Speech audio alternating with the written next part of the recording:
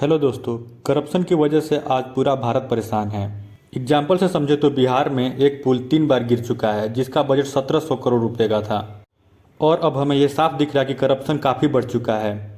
लेकिन करप्शन सिर्फ बढ़ा ही नहीं बल्कि और भी ज़्यादा एडवांस हो गया है। चलिए समझते हैं।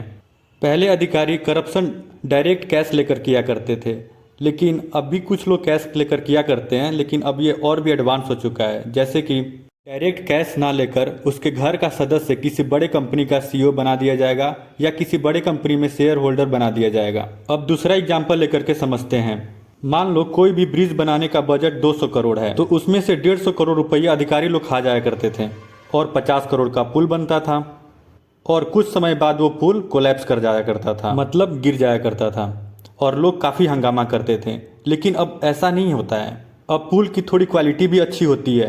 अगर 200 करोड़ रुपीस का पुल या ब्रिज बनाना होगा तो उसका एस्टिमेट ही 1500 करोड़ रुपए बनाया जाएगा। इससे ये होगा कि पुल की क्वालिटी भी मेंटेन रहेगी और 1000-1200 करोड़ रुपए जेब में भी आ जाएंगे। मतलब ऐसा है कि इससे जनता भी खुश, अधिकारी भी खुश और पॉलिटिशियन भी खुश। अब करप्शन का और दूसरा रूप देखते हैं। ये करप्शन में ईमानदारी वाला रूप है। चलिए एक एग्जाम्पल से समझते हैं।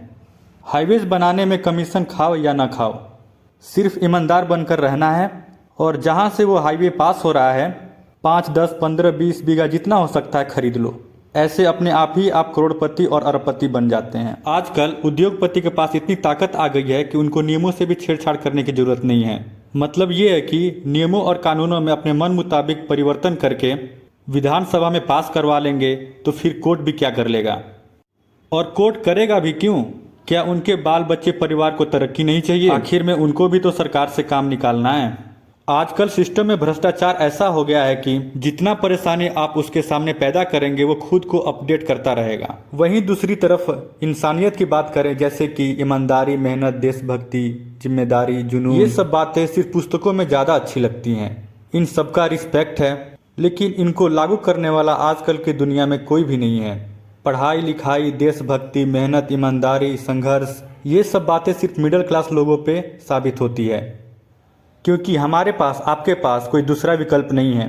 लेकिन ये भी समझना जरूरी है कि सिर्फ ईमानदारी, मेहनत और संघर्ष से ही सफलता मिल सकती है, तो मेरे ख्याल से ये गलतफहमी है। मतलब ये है कि अब से हम लोग सिर्फ आदर्शों के भरोसे लड़ाई नहीं लड़ेंगे, थोड़ा प्रैक्टिकल होकर के सोचना है और प्रैक्टिकल अप्रोच रखेंगे।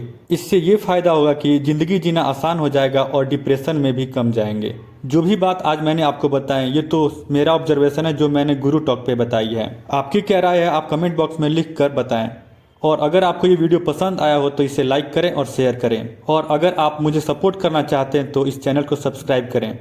आप लोगों को बहुत धन्यवाद मेरी बात समझने के लिए और सुनने के लिए। Thank you.